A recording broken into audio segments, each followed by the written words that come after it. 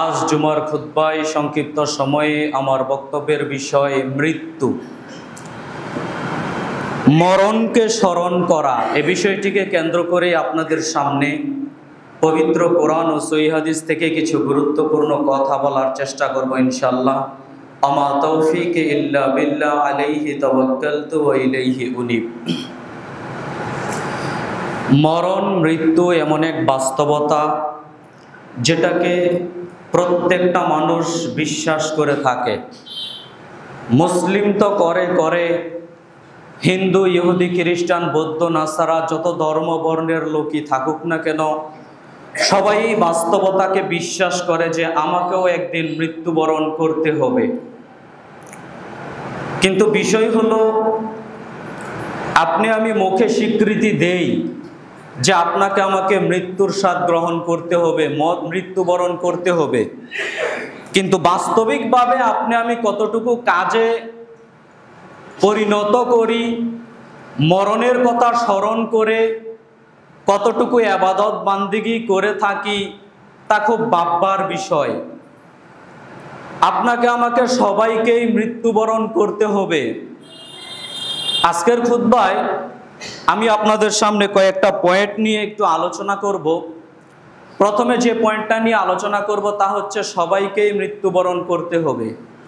তারপরে আলোচনা করব মরণের প্রস্তুতি কি হতে পারে। এরপরে আপনাদের সামনে আলোচনা করব মরণের পূর্বে কিছু সংখ্যক মানুষ দুনিয়াতে ফিরে আসতে চাইবে। তারপরে আলোচনা করব মৃত্যুর যন্ত্রণা। এ কয়টা পয়েন্টকে সামনে রেখে আপনাদের সামনে একটু আলোচনা করার চেষ্টা করব ইনশাআল্লাহ। আমি বলছিলাম মৃত্যু, মরণ এমন এক বাস্তবতা যেটা এদেশের মুসলিম, হিন্দু, ইহুদি, খ্রিস্টান সব ধর্ম বর্ণের মানুষই বিশ্বাস করে যে আমাকেও একদিন মৃত্যুবরণ করতে হবে। কিন্তু দুঃখজনক হলেও সত্য, এই মরণের কথাটা আপনি আমি কয়দিন, কোন সময়, কখন স্মরণ করে থাকি। যদিচ রাসূল সাল্লাল্লাহু আলাইহি ওয়াসাল্লাম বারবার বলেছেন, পৃথিবীর মানুষ তোমরা মরণ নামক জিনিসটাকে, মৃত্যুর কথাটাকে বেশি বেশি স্মরণ করো। আজকে আপনি আমি মৃত্যুবরণ যে করব, আপনি আমি এই জিনিসটা ভুলতে বসেছি। এক সময় যে আপনি আমি মৃত্যুবরণ করব, এই মরণের কথাটা আপনি আমি ভুলতে বসেছি। অথচ আল্লাহ সুবহানাহু ওয়া তাআলা পবিত্র কোরআনুল কারীমের অসংখ্য জায়গায় আল্লাহ সুবহানাহু ওয়া তাআলা বলছেন, আপনি খুললে পেয়ে যাবেন সূরা আনকাবুতের 97 নম্বর আয়াত, সূরা আম্বিয়ার 35 নম্বর আয়াত, সূরা আলী ইমরানের 185 নম্বর আয়াতে আল্লাহ সুবহানাহু ওয়া তাআলা একই কথা বলেছেন যে কুল্লু নাফসিন যায়িকাতুল মাউত, প্রত্যেকটা প্রাণীরই মৃত্যুর স্বাদ আস্বাদন করতে হবে, গ্রহণ করতে হবে। এই কথা তো আপনার আমার আরবি এবারত সহ মুখস্থ আছে যে যার প্রাণ আছে তার মরণের স্বাদ গ্রহণ করতে হবে, তাকে মৃত্যুবরণ করতেই হবে। কিন্তু বাস্তবিকভাবে আপনি আমি মৃত্যুবরণ করব, এই কথাটাকে সামনে রেখে আপনি আমি কি এমন প্রস্তুতি নিতে পারলাম, কি এমন ইবাদত বান্দিগি দিনে করতে পারলাম যে আমি যে মারা যাব, মারা যাওয়ার পূর্বে আমি এই ইবাদত বান্দিগিগুলো করলাম। দেখানোর মতো তো আল্লাহ সুবহানাহু ওয়া তাআলাকে তেমন কোনো ইবাদত খুঁজেই পাওয়া যাবে না। মানুষকে মরতে হবে, জেনে রাখা ভালো হবে। পৃথিবীতে যত খারাপ মানুষ এসেছে তাদেরও মরণ হয়েছে, পৃথিবীতে যত ভালো মানুষ এসেছে তাদেরও মরণ হয়েছে। যেমন পৃথিবীর একজন সবচেয়ে খারাপ মানুষ ফেরাউন। ফেরাউনের বিবরণে এসেছে ফেরাউন 1700 বৎসর জীবিত ছিল।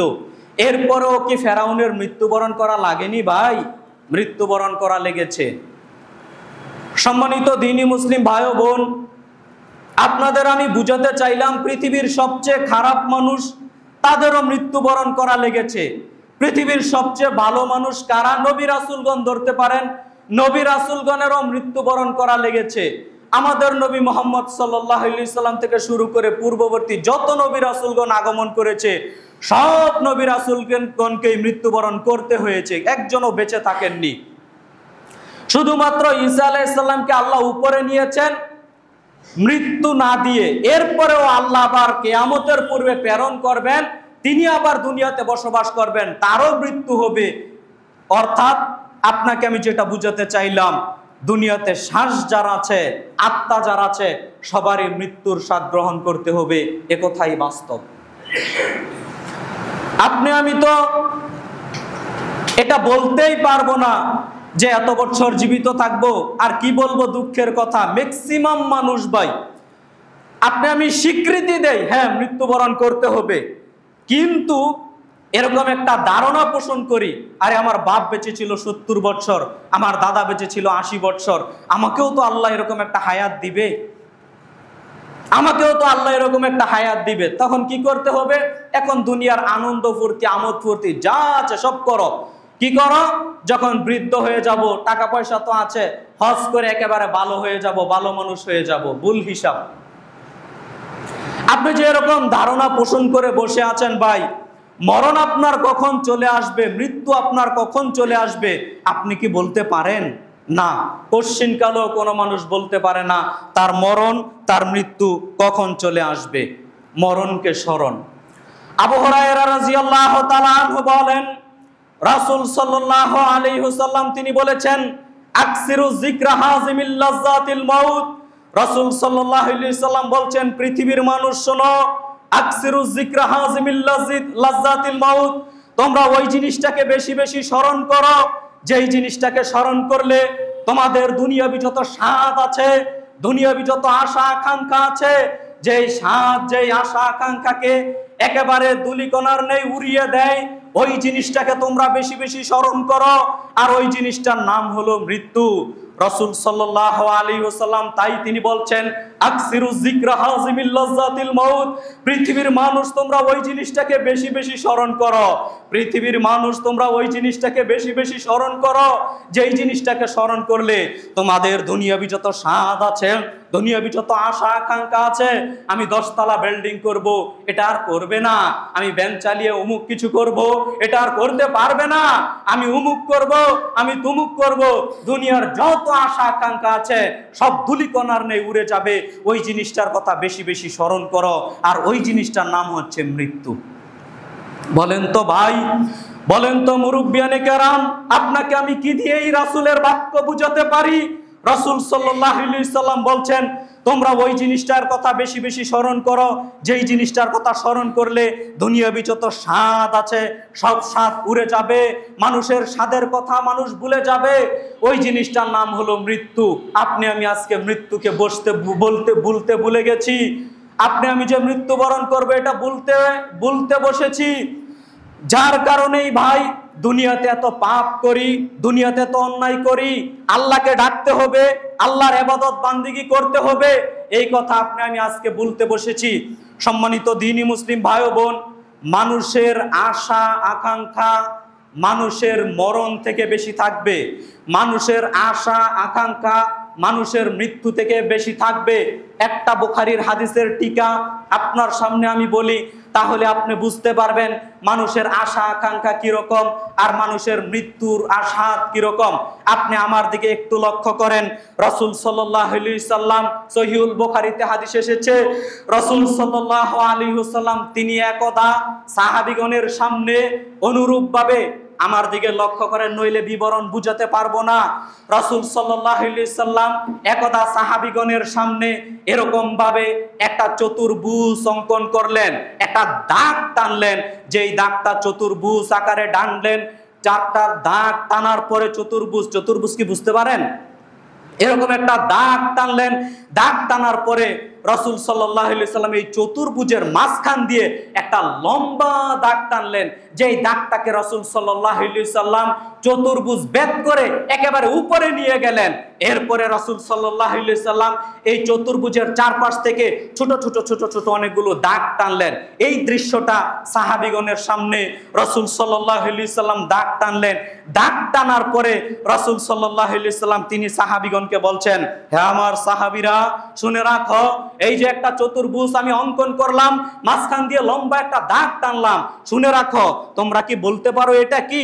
শুনে রাখো, এইটা হলো, শুনে রাখো, এই যে আমি ছোট ছোট ছোট ছোট দাগ টানলাম, এই দাগগুলো হচ্ছে মানুষের ভালা মুসিবত, বিপদ আপদ। আর এই যে লম্বা একটা দাগ টানলাম, এই দাগটা হচ্ছে মানুষের হায়াত।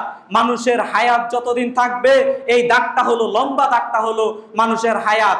আর এই চতুর্ভুজ বেদ করে উপরের দিকে যে রাসূল সাল্লাল্লাহু আলাইহি সাল্লাম দাগটাকে বেদ করে উপরে নিয়ে গেলেন, তিনি বললেন এটা হলো মানুষের আশা আকাঙ্ক্ষা। এক কথায় বুঝেন, রাসূল সাল্লাল্লাহু আলাইহি সাল্লাম এরকম একটা চতুর্ভুজ অঙ্কন করে মাঝখান দিয়ে একটা লম্বা দাগ টানলেন, চতুর্ভুজ বেদ করে উপরের দিকে নিয়ে গেলেন, চারদিক থেকে ছোট ছোট ছোট ছোট অনেকগুলো দাগ টানলেন। তারপরে রাসূল সাল্লাল্লাহু আলাইহি সাল্লাম সাহাবীগণকে বুঝাচ্ছেন, হে আমার সাহাবীরা শুনে রাখো, এই যে আমি মানুষের একটা জীবনের প্লেন, আমি মানুষের একটা জীবনের বাস্তবতা আজকে আমি তুলে ধরলাম। সেইটা হলো এই যে লম্বা একটা দাগ টানলাম, চতুর্ভুজ যেখানে বেদ করে আছে, এই পর্যন্ত হচ্ছে মানুষের মৃত্যু, এই পর্যন্ত হচ্ছে মানুষের মরণ। আর এই যে চতুর্ভুজ বেদ করে উপরের দিকে চলে গেছে, এইটা হলো মানুষের আশা আকাঙ্ক্ষা। আর এই যে ছোট ছোট ছোট ছোট দাগ টানলাম, এটা হলো মানুষের বিপদ আপদ, বালা মুসিবত। সম্মানিত দ্বীনি মুসলিম ভাই বোন, আপনি আজকে বেঁচে আছেন, 1 বছর পার করছেন, হঠাৎ একটা বিপদ আপনাকে গ্রাস করে বসে থাকবে।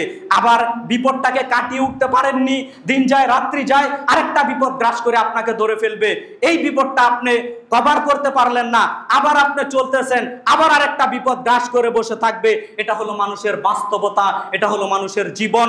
রাসূল সাল্লাল্লাহু আলাইহি সাল্লাম এইভাবে এই ছোট ছোট দাগগুলোর মাধ্যমে তিনি মানুষের জীবনের পরিস্থিতির কথা নকল করে শোনালেন। আর শুনে রাখো, এই যে লম্বা একটা দাগ টানলাম, এই যে চতুর্ভুজ যেখানে বেদ করে আছে, ছিদ্রটা আছে, এখানে মানুষের হায়াত, জীবন শেষ হয়ে গেল। শুনে রাখো, এই যে চতুর্ভুজ বেদ করে ওই যে উপরে চলে গেল, ওইটা হচ্ছে মানুষের আশা আকাঙ্ক্ষা। মানুষ আশা পোষণ করে আমার 10 তলা বিল্ডিং হবে, মানুষ আশা পোষণ করে আমার গাড়ি বাড়ি হবে, মানুষ আশা পোষণ করে আমি 60 70 80 90 100 বছর জীবিত থাকবো। মানুষের একটা আশা থাকতে পারে, মানুষের একটা আশা আকাঙ্ক্ষা থাকতে পারে, কামনা বাসনা থাকতে পারে, কিন্তু বাস্তবতা হলো চতুর্ভুজ যেখানে শেষ হয়ে যাবে, তোমার মৃত্যু সেখানে শেষ হয়ে যাবে। তুমি আশা আকাঙ্ক্ষা নিয়ে বেঁচে থাকতে পারো, কিন্তু আশা আকাঙ্ক্ষা পর্যন্ত তুমি পৌঁছতে পারবা না। সম্মানিত দ্বীনি মুসলিম ভাই ও বোন, আপনাদের আমি বুখারীর হাদিস বলে এই কথাটা বুঝাতে চাইলাম। এ হলো মানুষের আশা আকাঙ্ক্ষা। মানুষ তো অনেক আশা আকাঙ্ক্ষা করে, কিন্তু মানুষ সত্যই কি ওই পর্যন্ত বাঁচতে পারে? ওই পর্যন্ত মানুষ বাঁচতে পারে না। মানুষ আশা আকাঙ্ক্ষা করে থাকতে পারে যে আমি এই করব, ওই করব, ওই করব। তাই রাসূল সাল্লাল্লাহু আলাইহি সাল্লাম বলছেন, পৃথিবীর মানুষ তোমরা ওই জিনিসটার কথা বেশি বেশি স্মরণ করো, যেই জিনিসটার কথা স্মরণ করলে তোমাদের দুনিয়াবি যত স্বাদ আছে, দুনিয়াবি যত আশা আকাঙ্ক্ষা আছে, ওইটাকে তোমাদের ভুলিয়ে দিবে। সম্মানিত জুমা সালাতের মুসল্লিবৃন্দ, আপনাদের আমি এই বাক্যগুলো কি দিয়ে বুঝাতে পারি? আপনার আমার উচিত মরণকে বেশি বেশি স্মরণ করা, মৃত্যুর কথা বেশি বেশি স্মরণ করা। মানুষ যদি মরণের কথা ভুলে যায়, তখন মানুষ পাপ করতে পারে।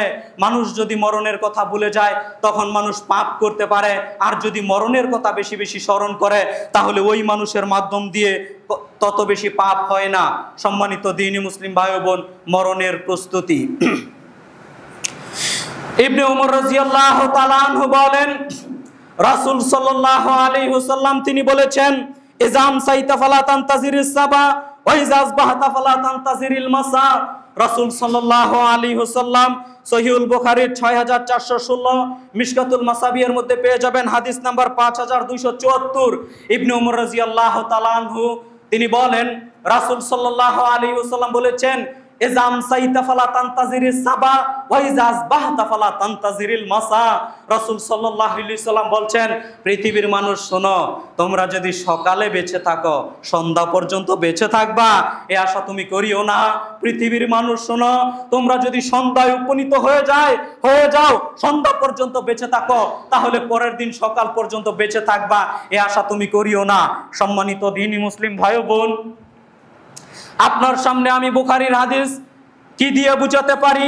একদা রাসূল সাল্লাল্লাহু আলাইহি ওয়াসাল্লাম ইবনে উমর রাদিয়াল্লাহু তাআলা আনহুর কাঁধে হাত রেখে বললেন, শোনো ইবনে উমর, তুমি যদি সকালে বেঁচে থাকো, সন্ধ্যা পর্যন্ত বেঁচে থাকবা, এই আশা আকাঙ্ক্ষা তুমি করিও না।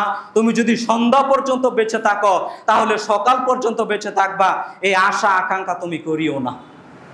দেখেন তো ভাই, রাসূল সাল্লাল্লাহু আলাইহি সাল্লাম সাহাবীর কাঁধে হাত রেখে বলছেন, শোনো, সকালে বেঁচে থাকলে সন্ধ্যা পর্যন্ত বেঁচে থাকবা, এ আশা তুমি করিও না। রাসূল সাল্লাল্লাহু আলাইহি সাল্লাম ইবনে ওমর রাদিয়াল্লাহু তাআলা আনহুর কাঁধে হাত রেখে বলছেন, শোনো, সন্ধ্যা পর্যন্ত যদি বেঁচে থাকো, পরের দিন সকাল পর্যন্ত বেঁচে থাকবা, এ আশাই তুমি করিও না। বাস্তবতা আপনার আমার কি? আপনি আমি কি মনে করতে পারি সকালে বেঁচে আছি, সন্ধ্যা পর্যন্ত নাও বেঁচে থাকতে পারি? আপনি আমি কখনো এটা কল্পনা করতে পারি আরে সন্ধ্যা পর্যন্ত বেঁচে আছি, পরের দিন সকাল পর্যন্ত নাও বেঁচে থাকতে পারি? না, আমাকে 10 বছর আরো বাঁচতে হবে, আরো 20 বছর, আরো 30 বছর, আরো 50 বছর, দীর্ঘ হায়াতের আশা আকাঙ্ক্ষা নিয়ে প্রত্যেকটা মানুষ আপনি আমি বসে আছি। প্রত্যেকটা মানুষ, একজনও বুকে হাত দিয়ে বলতে পারবো না আরে আমি আজকে জুমার দিন এখন বেঁচে আছি, পরের দিন সকাল পর্যন্ত আমি তো নাও বাঁচতে পারি। এটা অন্তর দিয়ে ফিল, এটা মানুষ করতে পারে না। এটা যদি সত্য সত্যই করতে পারে তাহলে কি করে মানুষ ফজরের সালাত আদায় না করে থাকতে পারে বলেন? এটা যদি সত্য সত্যই মানুষ করতে পারে তাহলে তার কাছ থেকে এখনো মানুষ লক্ষ টাকা ঋণ পায় কি করে বলেন আপনি? এটা যদি সত্য সত্যই মানুষ উপলব্ধি করতে পারে যে আমি মনে হয় পরের দিন সকাল পর্যন্ত নাও বেঁচে থাকতে পারি, তাহলে মানুষের কাছে ধোঁকাবাজি, বাটপারি, সুদ ঘুষ মানুষ খায় কি করে? এটা আপনি বলেন আমাকে। সম্মানিত দ্বীনি মুসলিম ভাই ও বোন, মানুষ মৃত্যুকে ভুলতে বসেছে। মানুষের যে মরণ চলে আসবে, মানুষ যে মৃত্যুবরণ করবে, এইটা মানুষ ভুলতে বসেছে। মানুষের উচিত বেশি বেশি মরণকে স্মরণ করা। মানুষের উচিত বেশি বেশি মরণের কথাটা স্মরণ করা। মানুষ যদি সত্য সত্যই মরণের কথাটা স্মরণ করতে পারতো ভাই, তাহলে মানুষ ভালো মানুষ হয়ে যেতে পারতো। মানুষ যদি সত্য সত্যই উপলব্ধি করতে পারতো তাহলে মানুষ ভালো মানুষ হয়ে যেতে পারতো। একটা উদাহরণ দেই, বুঝতে পারবেন আপনি। কথার কথা একজন মানুষের রাত 3টা বাজে ফাঁসি কার্যকর হবে। আপনি আমার উদাহরণটা বুঝেন, আপনি উপলব্ধি করতে পারবেন। রাত 3টা বাজে ফাঁসি কার্যকর হবে। ফাঁসি মানে তার মানে মৃত্যু সুনিশ্চিত। ও জানে যে আমার ফাঁসি হবে, আমার মৃত্যু সুনিশ্চিত। তো রাত যখন 1টা বাজে তখন আপনি তার নিকট আগমন করেন, তার নিকট গিয়ে বলেন, ভাই তোমার তো রাত 3টা বাজে ফাঁসি হবে শুনলাম। জি, আমার রাত 3টা বাজে ফাঁসি হবে। আচ্ছা ঠিক আছে, তোমার রাত 3টা বাজে ফাঁসি হবে। তুমি তো দুনিয়াতে এই এই হারাম বস্তুগুলো ভালোবাসতে, কি গান বাজনা ভালোবাসতে। এই যে গান বাজনার যত বাদ্যযন্ত্র আজকে তোমাকে দিয়ে গেলাম, এখন রাত 1টা বাজে। তুমি তো মদ ভালোবাসতে, হারাম হারাম কিছু ভালোবাসতে, মদ, ফেন্সিডিল, ইয়াবা, তামাক এগুলো ভালোবাসতে। এই যে তোমার নিকট দিয়ে গেলাম, তুমি যা আনন্দ ফুর্তি করার করে নাও। তুমি তো অমুক কিছু ভালোবাসতে, সব তোমার নিকট দিয়ে গেলাম, তুমি এখন আনন্দ ফুর্তি করে নাও, তোমার 2 ঘন্টা পরে তো ফাঁসি হবে। আচ্ছা ভাই, অন্তর দিয়ে উপলব্ধি করে বলেন তো, ওই মুহূর্তে ওই সিচুয়েশনে কি ওই ব্যক্তি এই পাপের কাজ করবে? করবে পাপের কাজ? তার মানে তার ভিতর শুধু মরণের কথা স্মরণ হবে। আরে 2 ঘন্টা পরে আমার মৃত্যু, আমার ফাঁসি কার্যকর হবে। এখন আমি হারাম কাজ করব, এখন আমি মদ পান করব, এখন আমি ফেন্সিডিল পান করব, এখন আমি জুয়া খেলায় অংশগ্রহণ করব, এখন আমি নাচ গান দেখব, এখন আমি অশ্লীল ভিডিও দেখব। না, এখন শুধু আল্লাহকে ডাকবো, এখন শুধু আল্লাহর ইবাদত করব, এখন শুধু সালাত আদায় করব, তাসবিহ তাহলিল জিকির আজকার করব, এখন তওবা ইস্তেগফার করব। তাই করবে না ভাই? আপনাকে আমি বুঝাতে চাইলাম, এই ব্যক্তি বুঝেছে বাস্তবতা, 2 ঘন্টা পরে তার মৃত্যু। এই ব্যক্তি পাপের কাজ করবে না। আপনি আমিও যদি সত্য সত্যই ভাবতাম, ওই যে হাদিসটা রাসূল সাল্লাল্লাহু আলাইহি সাল্লাম বলছেন, সকালে বেঁচে থাকলে সন্ধ্যা পর্যন্ত বাঁচার আশা করিও না, সন্ধ্যা পর্যন্ত বেঁচে থাকলে পরের দিন সকাল পর্যন্ত বেঁচে থাকবা, এই আশা তুমি করিও না। সত্য সত্যই যদি উপলব্ধি করতে পারতাম তাহলে আপনার আমার মাধ্যম দিয়ে আর পাপের কাজ হতো না ভাই। এটা মনে করি না? আপনি আমি মনে করি 10 বছর, 20 বছর, 1000 বছর বেঁচে থাকবো, অনন্তকাল বেঁচে থাকবো। এ কারণে দিন রাত শুধু পাপ আর পাপ, দিন রাত শুধু গুনাহ আর গুনাহ, দিন রাত শুধু পাপ আর পাপ। এমনটাই চলছে ভাই, এমনটাই চলছে। যদি সত্য সত্যই উপলব্ধি করতে পারতাম যে আমার মরণ, মৃত্যু চলে আসতে পারে, সকালকে বিকাল করতে পারবো না, বিকালকে রাত করতে পারবো না, মরণ যখন চলে আসবে তখন ভাই সত্য সত্যই নিজের পাপগুলোর জন্য অনুশোচনা করতাম, আল্লাহর নিকট তওবা করে ফিরে আসার চেষ্টা করতাম। সম্মানিত দ্বীনি মুসলিম ভাই ও বোন, আপনার সামনে আমি বলছিলাম, এ পর্যায়ে বলি মরণের সময় করণীয়। রাসূল সাল্লাল্লাহু আলাইহি ওয়াসাল্লাম বলছেন, লাক্কিনু মাউতাকুম লা ইলাহা ইল্লাল্লাহ, রাসূল সাল্লাল্লাহু আলাইহি সাল্লাম বলছেন, শোনো, তোমরা মুমূর্ষ ব্যক্তিকে এই বলে তালকিন দাও, লা ইলাহা ইল্লাল্লাহ। যখন একটা মানুষ মৃত্যুবরণ করবে, মরে মরে জানটা যায়, এরকম একটা সিচুয়েশন চলে আসবে, বুঝতে পারবেন যে মানুষটা মুমূর্ষ অবস্থায় আছে, জানটা যায়, এরকম একটা অবস্থানে যখন চলে আসবে, রাসূল সাল্লাল্লাহু আলাইহি সাল্লাম বলছেন, তোমরা এই বলে তাকে তালকিন দাও, লা ইলাহা ইল্লাল্লাহ। কেন? ওই মুমূর্ষ ব্যক্তি যদি তার শেষ বাক্য বলে লা ইলাহা ইল্লাল্লাহ, রাসূল সাল্লাল্লাহু আলাইহি সাল্লাম বলছেন, ফাদাখালাল জান্নাহ, লোকটা মরণের সাথে সাথে জান্নাতে প্রবেশ করবে। সুবহানাল্লাহ।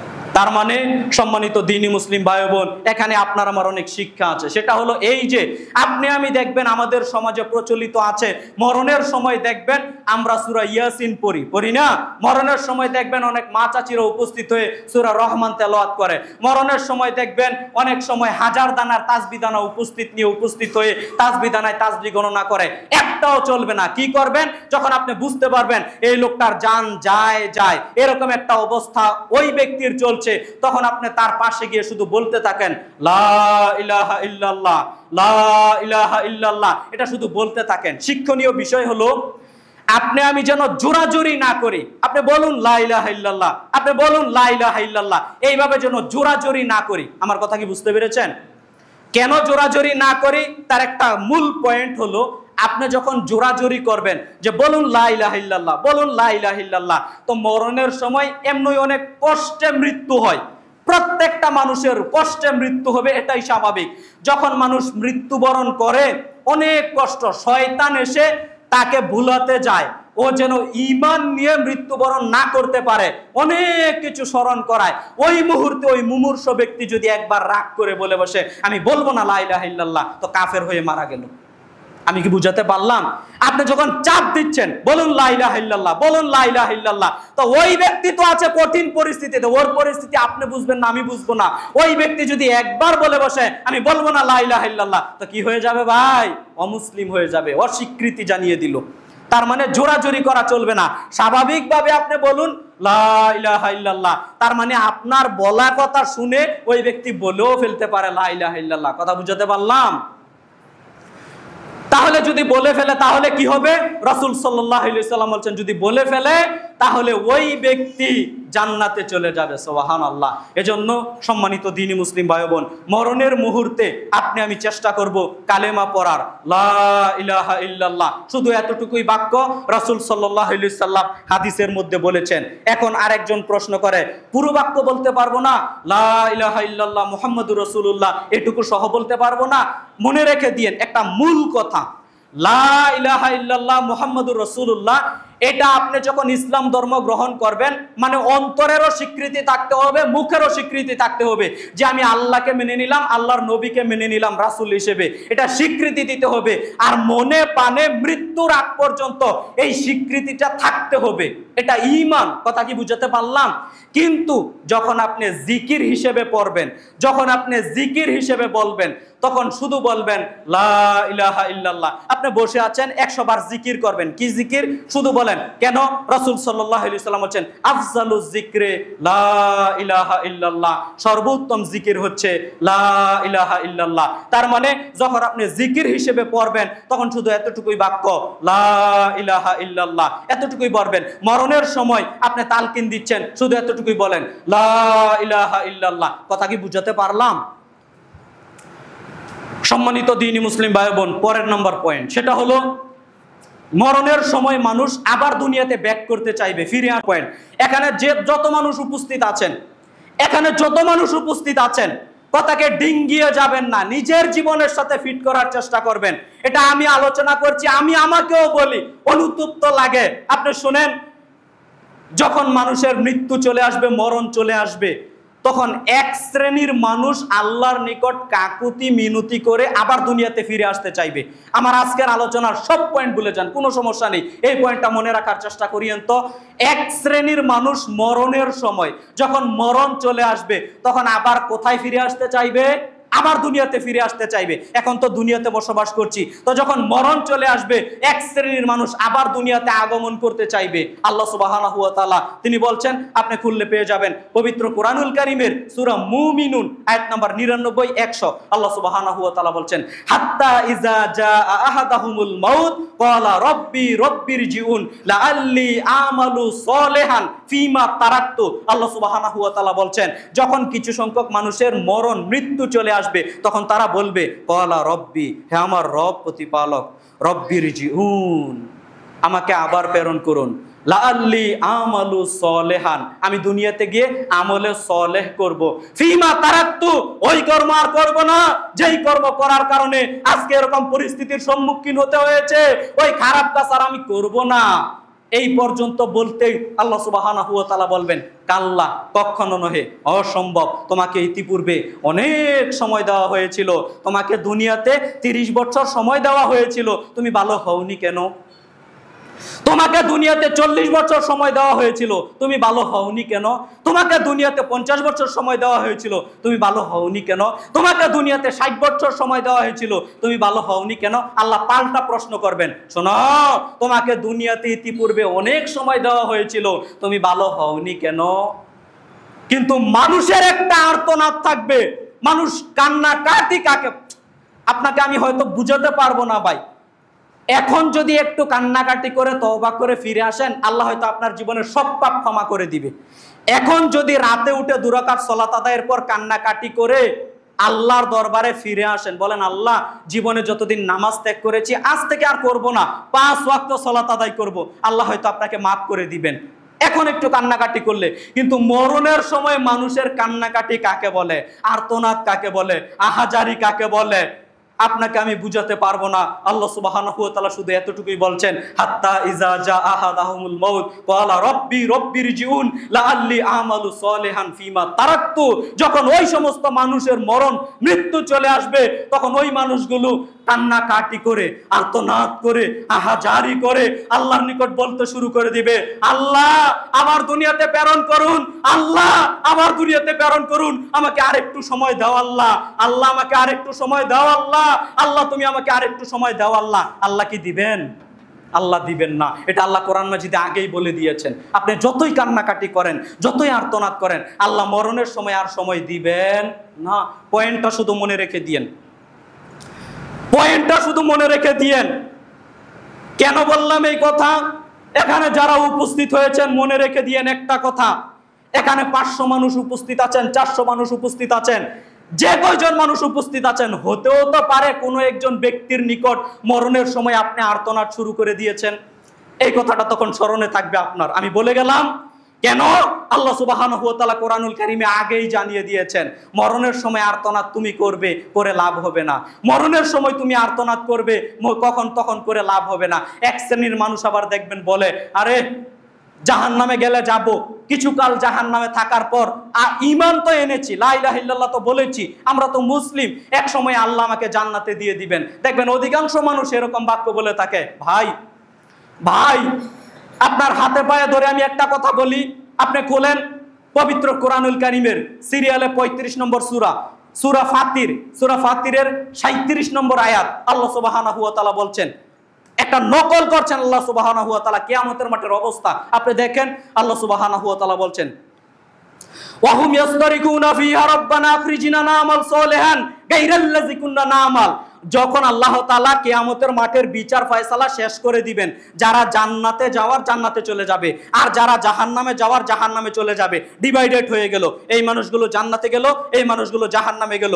আল্লাহ তাআলা বিচার ফয়সালা শেষ করে দিলেন। জাহান্নামে যখন নিক্ষেপ করা হলো, কিছুদিন থাকবো, বহুকাল থাকবো, তারপরে এক সময় জান্নাতে যাব, এই হিসাব ধরে রেখে দেন। আল্লাহ বলছেন, ওয়াহুম ইয়াসতারিকুনা ফিহা রাব্বানা আখরিজনা না'মাল সলিহান গায়রাল্লাযী কুননা না'মাল। জাহান্নামে নিক্ষেপ করার সাথে সাথে, জাহান্নামে নিক্ষেপ করার সাথে সাথে, জাহান্নামে নিক্ষেপ করার সাথে সাথে আর্তনাদ শুরু করে দিবে, আহাজারি শুরু করে দিবে, কান্নাকাটি শুরু করে দিবে। আর্তনাদ কাকে বলে? কান্নাকাটি কাকে বলে? আর্তনাদ কাকে বলে? কান্নাকাটি কাকে বলে? ওই মানুষগুলো তখন বলতে পারবে, চোখের পানি জড়াতে জড়াতে, চোখ দিয়ে, তাই তো আল্লাহ তাআলা এমন ভাবে বললেন, মানুষ তখন কান্নাকাটি করবে, লাভ হবে না, চোখ দিয়ে পানি পড়বে, রক্ত পড়বে, পুজ পড়বে, কত কান্নাকাটি করবে, আর্তনাদ শুরু করে দিবে, জাহান্নামে নিক্ষেপ করার সাথে সাথে এই মানুষগুলো আল্লাহর নিকট বলা শুরু করে দিবে, অহুম ইয়াস্তারিকুনা ফিয়া রব্বানা আখরিজিনা না'মাল সালিহান গায়রাল্লাযী কুননা না'মাল। আল্লাহ জাহান্নাম থেকে বের করুন, আল্লাহ, আল্লাহ জাহান্নাম থেকে বের করুন, আল্লাহ, আল্লাহ জাহান্নাম থেকে বের করুন, আল্লাহ, জাহান্নামে যে টিকতে পারছি না, আল্লাহ, আল্লাহ জাহান্নামে যে টিকতে পারছি না, আল্লাহ। মানুষগুলো ভাই বলা শুরু করে দিবে, আল্লাহ তাআলা নকল করে আগেই আপনাকে আমাকে বলে দিয়েছেন, আপনি আমি যেন সতর্ক হই। কে শুনে কার কথা? আল্লাহ কোরআন মাজিদে এমন ভাবে বলছেন যে এই মানুষগুলো আর্তনাদ করবে, এই মানুষগুলো কান্নাকাটি করবে। কারা করবে? আপনি আমি করব। কারা করবে?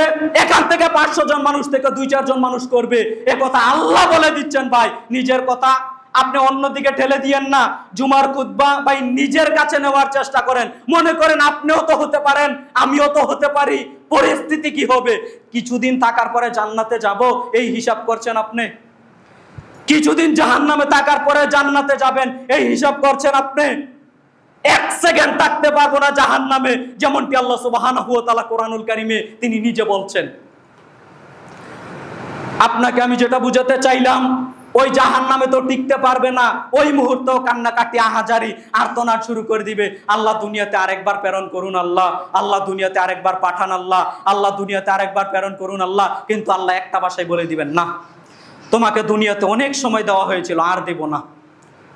আপনি পরীক্ষা দিচ্ছেন, দাখিল পরীক্ষা দিচ্ছেন, আলিম পরীক্ষা দিচ্ছেন, এসএসসি পরীক্ষা দিচ্ছেন, ফেল করেছেন, অনেক কান্নাকাটি করছেন, পরবর্তী বছর আবার দিতে পারেন, সমস্যা নেই, পরবর্তী বছর আবার দিতে পারেন, সমস্যা নেই, দিতে পারেন, দুনিয়াতে সুযোগ আছে। কিন্তু ভাই এই যে একটা জীবন, আপনি হাত দিয়ে দেখেন, এই যে একটা জীবন আমারও আছে, আপনারও আছে, নইলে মসজিদে আসলেন কি করে? এই জীবনটা যখন চলে যাবে, এই আত্মাটা যখন চলে যাবে ভাই, আর ফিরাতে পারবো না। আর আল্লাহ দ্বিতীয়বার সুযোগই দিবেন না, বান্দা তোকে আবার দুনিয়াতে প্রেরণ করলাম, এই সুযোগই আল্লাহ দিবেন না ভাই। সম্মানিত জুমা সালাতের মুসল্লিবৃন্দ, আমি যদি আপনাদের এখানের জীবনের শেষ খুতবাও দিয়ে থাকি, আপনি আর খুতবা না শুনেন, আপনার পরিবর্তনের জন্য আমি মনে করি এই কথাটা যথেষ্ট হতে পারে। আপনি পরিবর্তন না হলে পরকালে দেখা হবে, আল্লাহ কিন্তু এই কথাগুলোর জবাব নেবেন। সম্মানিত দ্বীনি মুসলিম ভাই বোন, জীবনটাকে পরিবর্তন করার চেষ্টা করেন, নইলে পরকাল বড় ভয়াবহ। সম্মানিত দ্বীনি মুসলিম ভাই বোন, এই পর্যায়ে আপনার সামনে আমি পরের পয়েন্ট নিয়ে একটু কথা বলে খুতবা শেষ করে দেওয়ার চেষ্টা করি, সেটা হলো মরণের যন্ত্রণা। মরণের সময় মানুষ অনেক যন্ত্রণা ভোগ করবে, কষ্ট ভোগ করবে। মানুষ মরণের সময় অনেক যন্ত্রণা, অনেক কষ্ট ভোগ করবে। একটা হাদিসের সার সংক্ষেপ বলে আমি খুতবা শেষ করে দিব। লম্বা চূড়া একটা হাদিস, শুধু সার সংক্ষেপ বলবো। সাদ বিন মুআজ রাদিয়াল্লাহু তাআলা আনহুর জীবনের একটা কথা। সাদ বিন মুআজ রাদিয়াল্লাহু তাআলা আনহু, তার জীবনের কথাটা বলি। তিনি ইসলাম ধর্ম গ্রহণ করেছেন তার বয়স যখন 30 বছর। কয় বছর? 30 বছর। তিনি আবার মৃত্যুবরণ করেছেন 36 বছর বয়সে। তার মানে ইসলামে ছিলেন কয় বছর? মাত্র 6 বছর। তিনি যখন মৃত্যুবরণ করেন, আরেকটা কথা এখানে অ্যাড করে দেই, সাদ বিন মুআজ রাদিয়াল্লাহু তাআলা আনহুর জানাজা স্বয়ং নবী মুহাম্মদ সাল্লাল্লাহু আলাইহি সাল্লাম তিনি নিজে পড়িয়েছেন। কথা কি বুঝাতে পারলাম? এই সাদ বিন মুআজ রাদিয়াল্লাহু তাআলা আনহুর মরণের সময়ের কথাটা আপনাকে আমি বলি। রাসূল সাল্লাল্লাহু আলাইহি ওয়াসাল্লাম তিনি বলছেন, সাদ বিন মুআজ রাদিয়াল্লাহু তাআলা আনহু যখন মৃত্যুবরণ করে, সাদ বিন মুআজ রাদিয়াল্লাহু তাআলা আনহু যখন মৃত্যুবরণ করে, তার মৃত্যুতে আল্লাহর আরশ কেঁপে গেছে। বলি সুবহানাল্লাহ। আবু বকর সিদ্দিক, ওমর রাদিয়াল্লাহু তাআলা আনহু, ওসমান রাদিয়াল্লাহু তাআলা আনহু, ইসলামের পাওয়ারফুল যতগুলো সাহাবায়ে কেরাম আছে, কারো মৃত্যুতে আল্লাহর আরশ কেঁপে গেছে এমন একটা বিবরণ আপনি আমাকে দেখাতে পারবেন না। কথা কি বুঝাতে পারলাম? সাদ বিন মুআজ রাদিয়াল্লাহু তাআলা আনহুর মৃত্যুতে আল্লাহর আরশ কেঁপে গেছে। এই সাদ বিন মুআজ রাদিয়াল্লাহু তাআলা আনহুর মৃত্যুতে মালাকগণ, ফেরেশতা মণ্ডলী খুশিতে আত্মহারা হয়ে গেছে। খুশিতে আত্মহারা হয়ে গেছে। অন্য অন্য সাহাবায়ে কেরাম মৃত্যুবরণের সময় সাহাবায়ে কেরাম খুশি, মালাকগণ ফেরেশতা মণ্ডলী খুশি হয়েছেন, এই কথা সত্য, কিন্তু খুশিতে আত্মহারা হয়ে গেছেন এমন বিবরণ আসেনি। কিন্তু সাদ বিন মুআজ রাদিয়াল্লাহু তাআলা আনহু যখন মৃত্যুবরণ করে, তো মালাকগণ ফেরেশতা মণ্ডলীরা খুশিতে একেবারে আত্মহারা হয়ে গেছে। এই সাদ বিন মুআজ রাদিয়াল্লাহু তাআলা আনহু যখন মৃত্যুবরণ করে, তার জানাজায় আল্লাহ সুবহানাহু ওয়া তাআলা ৭০,০০০ রহমতের ফেরেশতা দিয়েছেন। সুবহানাল্লাহ, কতগুলো ফজিলত দেখেন তো। অন্য অন্য সাহাবায়ে কেরামের ব্যাপারে এরকম ফজিলত আসেনি, কিন্তু অথচ এই সাদ বিন মুআজ রাদিয়াল্লাহু তাআলা আনহু তার জীবদ্দশায় অনেকগুলো যুদ্ধে আবার অংশগ্রহণ করেছেন। কথা কি বুঝাতে পারলাম? রাসূলের সাথে যুদ্ধ করেছেন। কত সম্মানিত একজন সাহাবী, কত সম্মানিত একজন সাহাবী, যার মৃত্যুতে আল্লাহর আরশ কেঁপে গেছে, যার মৃত্যুতে মালাকগণ ফেরেশতা মণ্ডলী খুশিতে আত্মহারা হয়ে গেছে, যার মৃত্যুতে আসমানের দরজাসমূহ আল্লাহ খুলে দিয়েছেন। সুবহানাল্লাহ, যার মৃত্যুতে ৭০,০০০ রহমতের ফেরেশতা তার জানাজায় অংশগ্রহণ করেছে, যার জানাজা স্বয়ং নবী মুহাম্মদ সাল্লাল্লাহু আলাইহি সাল্লাম নিজে পড়িয়েছেন, যিনি রাসূলের সাথে অসংখ্য যুদ্ধে অংশগ্রহণ করেছেন, এই সাদ বিন মুআজ রাদিয়াল্লাহু তাআলা আনহু যখন মৃত্যুবরণ করে, এই সাদ বিন মুআজ রাদিয়াল্লাহু তাআলা আনহু যখন মৃত্যুবরণ করে, যখন তাকে কবরে রাখা হয়, আপনাকে আমি বিবরণ হয়তো বুঝাতে পারবো না, আমার জ্ঞানের স্বল্পতা আছে, তবে আপনি জ্ঞানীগুণী মানুষ, এক কথায় একটু বুঝেন। এই সাদ বিন মুআজ রাদিয়াল্লাহু তাআলা আনহুকে যখন কবরে রাখা হয়, তখন কবর তার পাশ দিয়ে চাপ দেওয়া শুরু করে দিয়েছে। এই সাদ বিন রাদিয়াল্লাহু তাআলা আনহু যখন তাকে কবরে রাখা হয়, কবরের একটা গতি, কবরের একটা বৈশিষ্ট্য, চাপ দিবে, যাকেই রাখা হবে কবর চারপাশ দিয়ে চাপ দিবে, কবর চাপ দেওয়া শুরু করে দিয়েছে। রাসূল সাল্লাল্লাহু আলাইহি সাল্লাম নিজে জানাজা পড়িয়েছেন। রাসূল সাল্লাল্লাহু আলাইহি সাল্লাম বলতে শুরু করে দিলেন, হে আমার সাহাবীরা, তোমরা জানাজা পড়ে চলে যাও না। হে আমার সাহাবীরা, তোমরা জানাজা পড়ে চলে যাও না। লাকাদ যুম্মা যাম্মাতান সুম্মা ফুরিজানহু। হে আমার সাহাবীরা, তোমরা চলে যাও না। এই সাদ বিন মুআজের জন্য তোমরা একটু দোয়া করো। হে আমার সাহাবীরা, হে আমার সাহাবীরা, তোমরা চলে যেও না। এই সাদ বিন মুআজের জন্য একটু তোমরা দোয়া করো। আল্লাহ তাআলা কবর তার পাশ দিয়ে চাপ দেওয়া শুরু করে দিয়েছে। এই সাদ বিন মুআজের জন্য তোমরা একটু দোয়া করো, আল্লাহ যেন তার কবরকে প্রশস্ত করে যায়। লাকাদ যুম্মা যাম্মাতান সুম্মা ফুরিজানহু। এই সাদ বিন মুআজের জন্য একটু দোয়া করো, আল্লাহ যেন তার কবরকে প্রশস্ত করে দেয়। এই সাদ বিন মুআজের জন্য তোমরা একটু দোয়া করো, আল্লাহ যেন তার কবরকে প্রশস্ত করে দেয়। তখন রাসূল সাল্লাল্লাহু আলাইহি সাল্লাম সাহাবীগণ মিলে সাদ বিন মুআজের জন্য দোয়া করলেন। রাসূলের দোয়ার বরকতে আল্লাহ সুবহানাহু ওয়া তাআলা সাদ বিন মুআজের কবরকে প্রশস্ত করে দিলেন। আপনাকে আমি এই বাক্যগুলো কি দিয়ে বুঝাতে পারি ভাই? আমিও মারা যাব, আপনিও মারা যাবেন, সবাই এখানে জীবিত আছি, সবাই মারা যাব। এত সম্মানিত একজন সাহাবী, এত সম্মানিত একজন পাওয়ারফুল সাহাবী, যেই সাহাবীর মৃত্যুতে আল্লাহর আরশ কেঁপে গেছে। কত পাওয়ারফুল একজন ক্ষমতাশীল সাহাবী, যার মৃত্যুতে ৭০,০০০ রহমতের ফেরেশতা তার জানাজায় অংশগ্রহণ করেছেন, যার মৃত্যুতে আসমানের দরজা আল্লাহ তাআলা খুলে দিয়েছেন। ওই সাহাবীকে যখন কবরে রাখা হলো, তখন রাসূল সাল্লাল্লাহু আলাইহি সাল্লাম বলছেন, হে আমার সাহাবীরা, তোমরা চলে যাও না। লাকাদ যুম্মা যাম্মাতান সুম্মা ফুরিজানহু।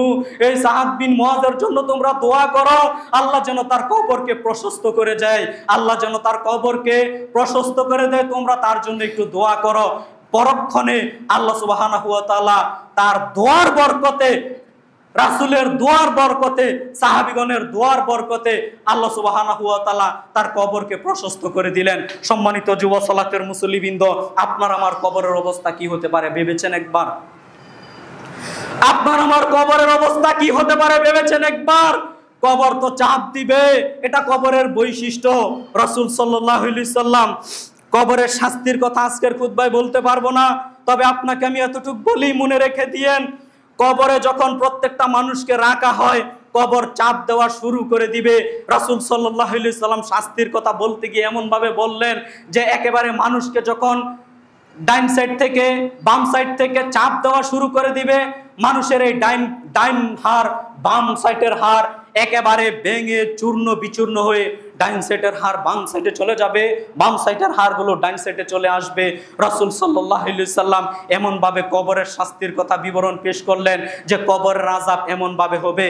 সম্মানিত দ্বীনি মুসলিম ভাই ও বোন, আপনাদের আমি কি দিয়ে বুঝাতে পারি, দুনিয়াতে একটা কিছুর চাপা পড়ে আপনি মারা যেতে পারেন, একটু চাপা লাগলেই ভিতরে একটু ফাটল ধরলেই আপনি মারা যাবেন, কিন্তু কবরে যখন আযাব দেওয়া হবে, শাস্তি দেওয়া হবে, ডাইন সাইডের হাড়গুলো বাম সাইডে চলে যাবে, বাম সাইডের হাড়গুলো ডাইন সাইডে চলে আসবে, মানুষটা কত কষ্ট অনুভব করবে আপনাকে আমি বুঝাতে পারবো না।